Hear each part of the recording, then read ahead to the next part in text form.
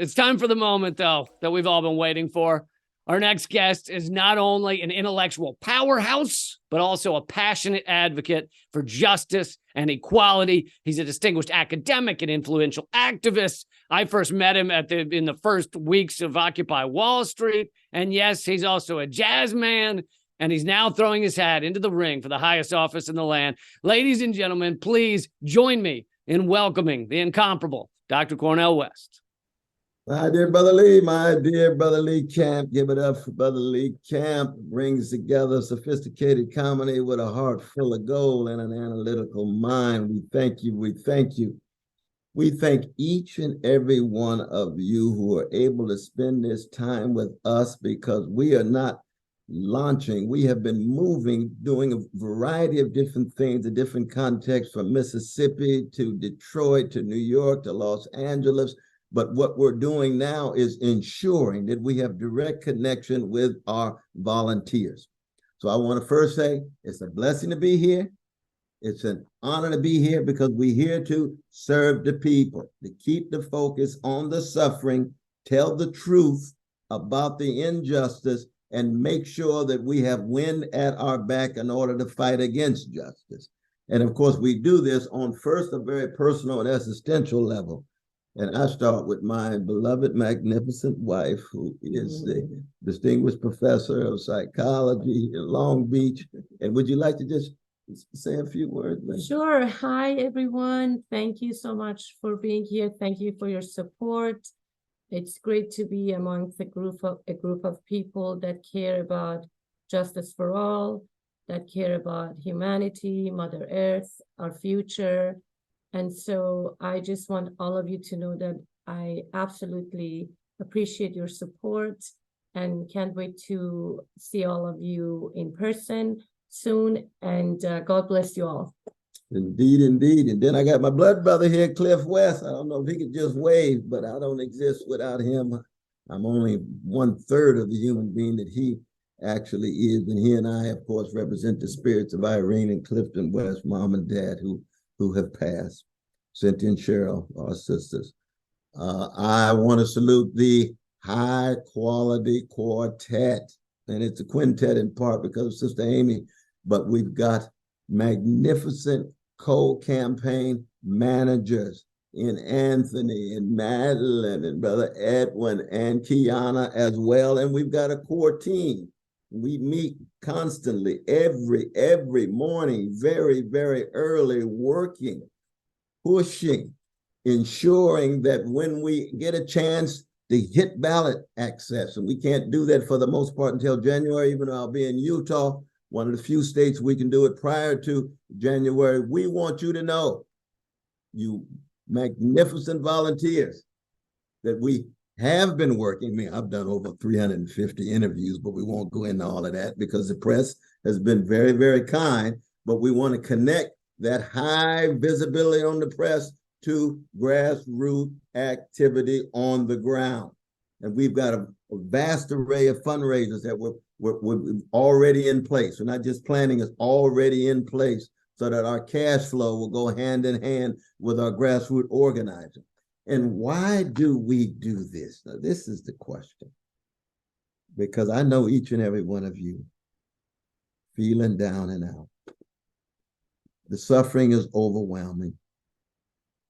Gaza hits us every day.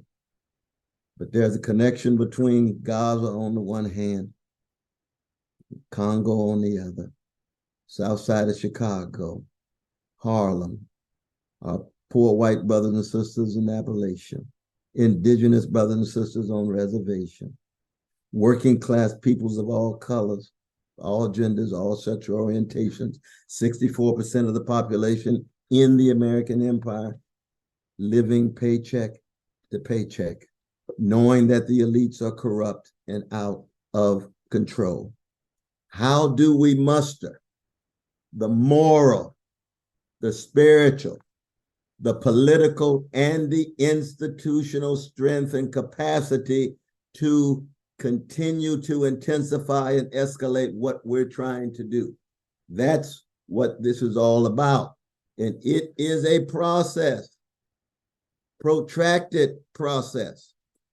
where there has to be coming together, solidarity without unanimity, a community without wholesale agreement, but headed in a direction that highlights poor people and working people here and abroad. This campaign from the very beginning has been one in which we've always put the quest for truth and justice at the center, and the campaign is subordinate to that quest for truth and justice.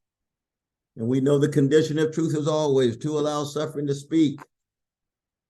And we know that justice is what love looks like in public, which is to say that we have a genuine compassion for folk who, in the language of Malcolm X, are catching hell.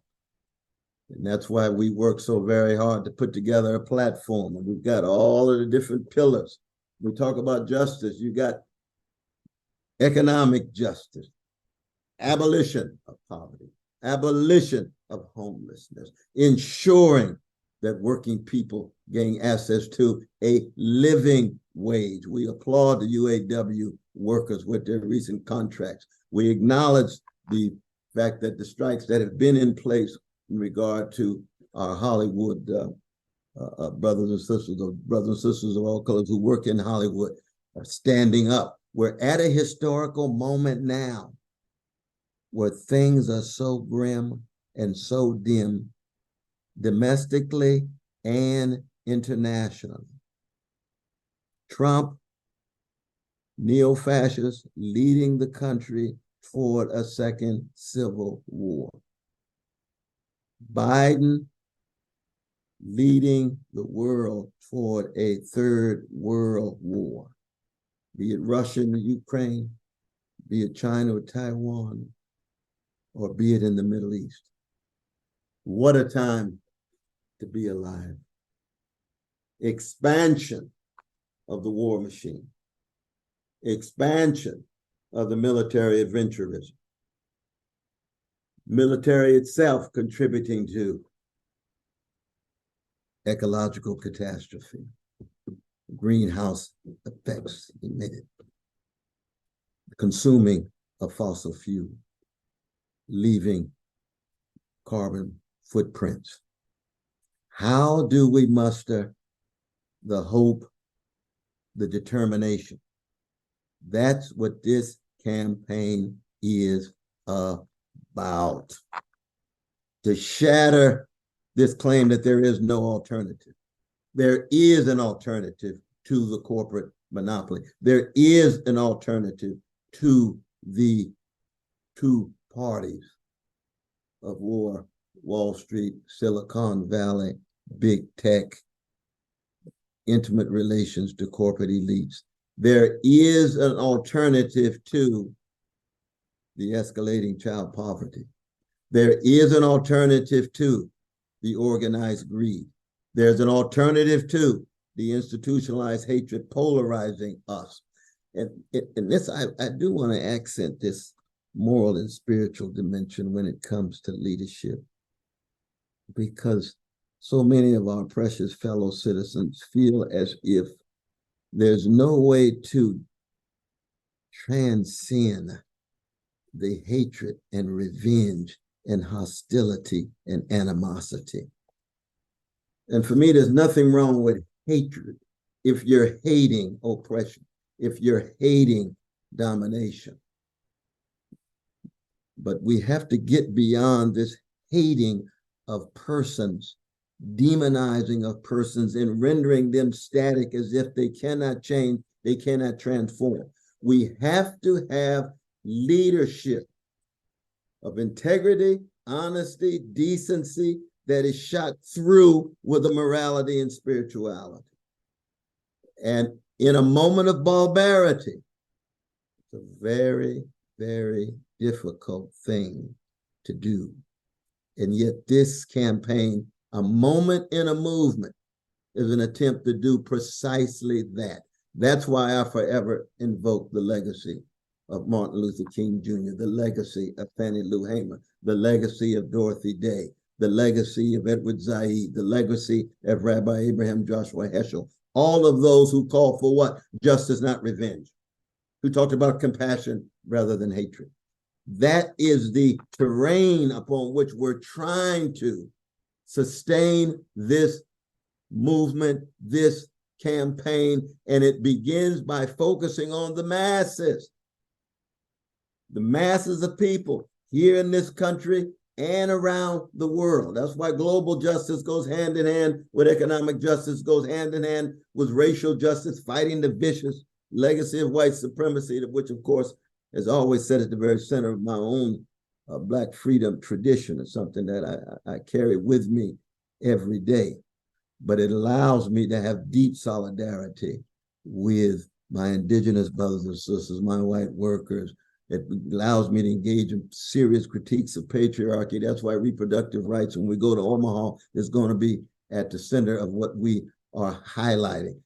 To have deep, deep sympathy with our precious gay brothers and lesbian sisters and queer and bi and trans. Why? Because they, as human beings, as precious creatures, brothers, sisters, and siblings, are part and parcel of this movement.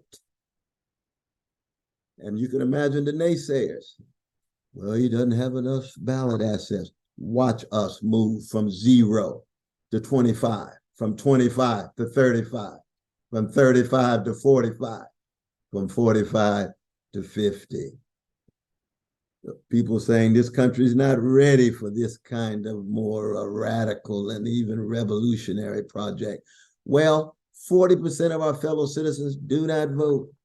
62% of those who vote for third world party of independent candidates will never, ever, ever vote for the Democrats and Republicans. And that was before the polls began to reveal.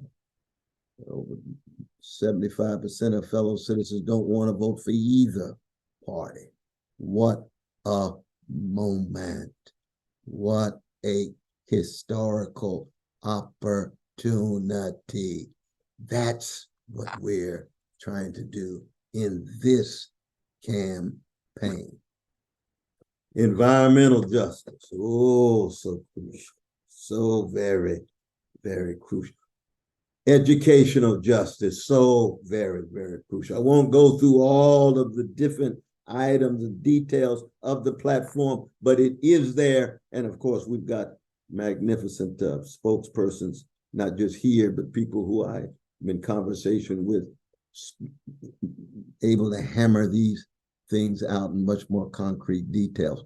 Right now, what we're trying to do is to sustain our momentum. That's why volunteers are crucial. We cannot do it without you. We are in this together. We've got to be able to sustain our vision for poor and working people, our analysis of structures of domination and oppression, and on the ground, be able to create communal and collective forces that generate a hope. Because in the end, hope is as much a verb as a virtue. It's not just a disposition to act, but it's a disposition to act that sustains a momentum. And that momentum can create a movement. And it's got to be, in the end, a mass-based movement. It's got to be, in the end, a movement that keeps the focus on the suffering. That's why Gaza has been such a fundamental focus for so long in my own life, not just this week, not just this year, but for 40 years, working closely with my dear brother Edward Said, Stanley Aronowitz, and a host of others. Of course, you know, the great Noam Chomsky's and others. Genocide is no joke. Biden, Trump, and yes, even my dear brother RFK Jr. are enabling genocidal attacks on our precious Palestinians. I have no patience for it. Not because I'm so good, but because I am committed to fighting every form of oppression, every form of domination, and I will not have any exceptions. And for too long, Palestinians have been the exception. You can be progressive on every issue but Palestinians. No, we want moral consistency.